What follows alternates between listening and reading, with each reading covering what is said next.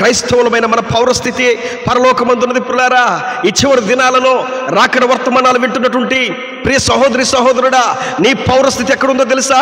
Kuwait దేశంలో లేదు, నీ పౌరస్థితి ఒమన్లో లేదు, నీ పౌరస్థితి మస్కట్లో లేదు, నీ పౌరస్థితి రియాద్లో సౌదీలో లేదు, నీ పౌరస్థితి న్యూజిలాండ్లోనో అమెరికాలోనో చైనాలోనో ఎక్కడో ఉందని నువ్వు అనుకుంటున్నావేమో. కాదు కాదు, నీ పౌరస్థితి పరలోకమందున్నది. ప్రియులారా, ఒకరోజు నీ భూమిని విడిచిపెట్టాలి, ఒకరోజు నీ దేశాన్ని విడిచిపెట్టాలి, ఒకరోజు నీ ఈ ప్రాంతాన్ని విడిచిపెట్టాలి, దేవుని దగ్గరికి వెళ్ళి ఆ పౌరసత్వాన్ని పొందుకోవాలి. ప్రియులారా, మన పౌరస్థితి పరలోకమందున్నది. ఈ రోజున నా పౌరస్థితి ఎక్కడ ఉన్నది గమనిస్తున్నావా?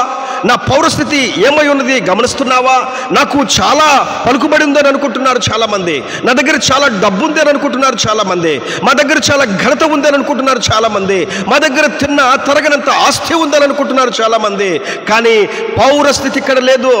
మనిషి యొక్క జీవితము శాశ్వతము కాదు. ఇక్కడ మనిషి యొక్క బ్రతుకు శాశ్వతమైనది కాదు. ఈ లోకంలో మన పౌరస్థితి పరలోకమందున్నది. మనము అక్కడి నుంచి ఇక్కడికి వచ్చాము, తల్లి గర్భంలోనికి.